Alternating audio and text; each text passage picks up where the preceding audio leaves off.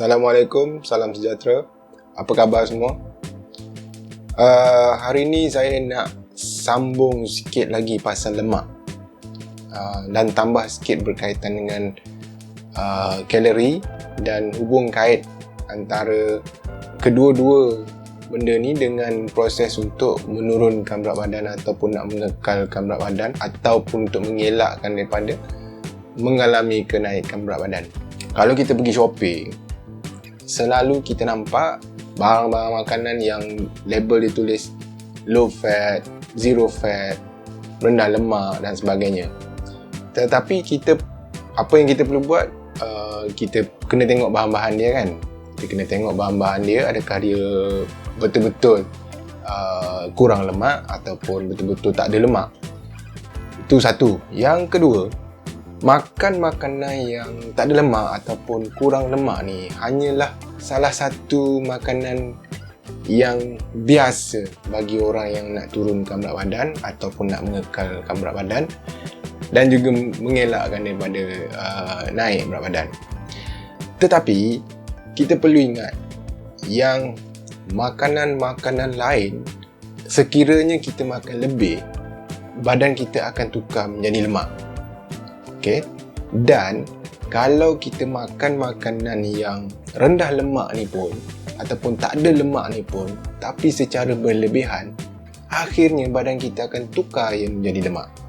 So jangan ingat kita makan makanan yang kurang lemak tanpa lemak tu kita dah selamat daripada naik berat badan ataupun kita boleh turun berat badan. Tak semestinya, sebab ianya adalah satu proses yang holistik, menyeluruh. Maksudnya kita tak boleh mengabaikan makanan, kita tak boleh nak mengabaikan aktiviti, sebab ianya berhubung kait. Makan lebih, nak pastikan dia tak jadi lemak, kita kena buat aktiviti lebih. So ianya berhubung kait antara satu dengan lain. Jadi kalau kita makan makanan kurang lemak secara berlebihan dan akhirnya badan kita akan convert makanan tersebut menjadi lemak, ianya tidaklah membawa kita pada turun berat badan, malah kemungkinan besar ia akan menaikkan berat badan kita. Sebab lemak ialah salah satu makanan yang mempunyai nilai kalori. Sebab badan kita kalau nak kekal sihat perlu ada 6 benda. Okay.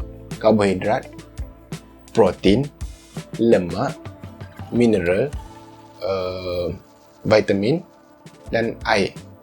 Jadi antara 6 ni, 3 menghasilkan kalori. Karbohidrat, protein dan lemak. Okay, macam mana kalori dia kira? Orang cakap kena makan 1200. Mana datang 1200 tu? Okay, untuk karbohidrat dan protein, setiap 1 gram menghasilkan 4 kilokalori. Dan untuk lemak, setiap 1 gram menghasilkan 9 kilokalori. Jadi dekat sini kita nampak untuk karbohidrat dan protein didarab dengan 4 dan untuk lemak darab dengan 9. Jadi dekat sini lemak walaupun diambil dengan sikit tapi kalori yang dihasilkan sangatlah tinggi, iaitu lebih daripada 2 kali ganda yang dihasilkan oleh protein dan juga karbohidrat. Jadi kalori ni sebenarnya hanyalah unit sukatan bagi tenaga yang dihasilkan oleh makanan tu. Katalah nasi, 100 gram nasi dekat luar ni dipanggil 100 gram. Tapi bila masuk dalam badan kita je, dia akan jadi 400 kilokalori. Gitu maksudnya. Sebab dia darat dengan 4. Sama juga dengan lemak. Kalau kita makan 50 gram lemak, pergi pasar beli daging tetel, ada banyak lemak, timbang-timbang lemak, tengok ada 50 gram. Masak asam pedas, makan. Okay.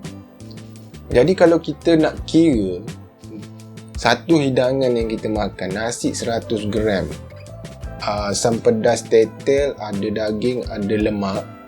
Lemak saja dah lemak tadi 50 gram dan daging mungkin dalam 100 gram.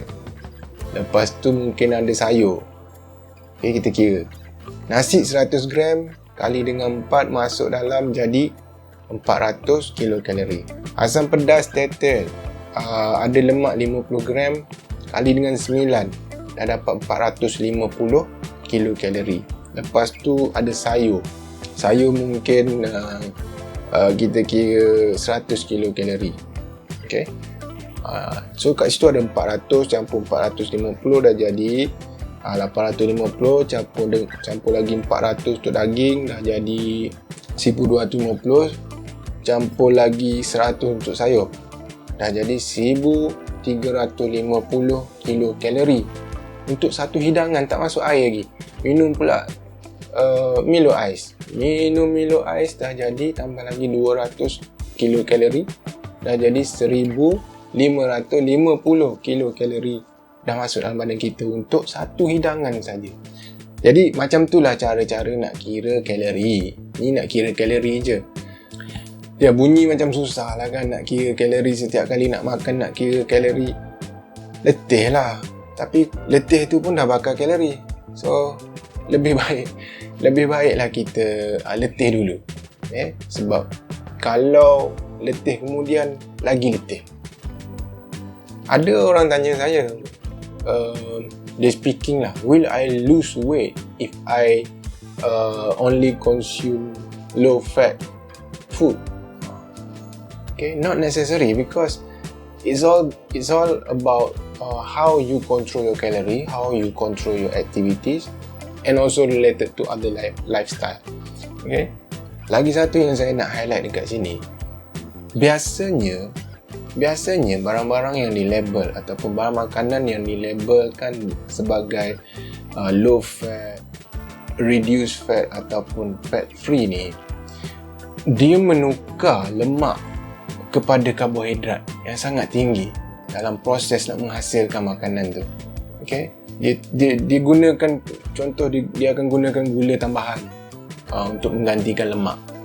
Jadi kesimpulan hari ni, untuk lemak, walaupun kita makan makanan yang reduced fat, low fat, zero fat, apabila kita makan berlebihan, dia tetap akan ditukar menjadi lemak. Dan juga macam mana kita nak kira kalori untuk lemak, 1 gram darab dengan 9, dapat jawapan dia 9 kilokalori.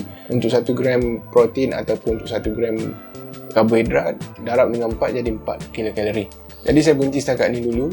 Kalau perlu tahu, subscribe. Kalau suka, like dan share dengan kawan-kawan. Assalamualaikum.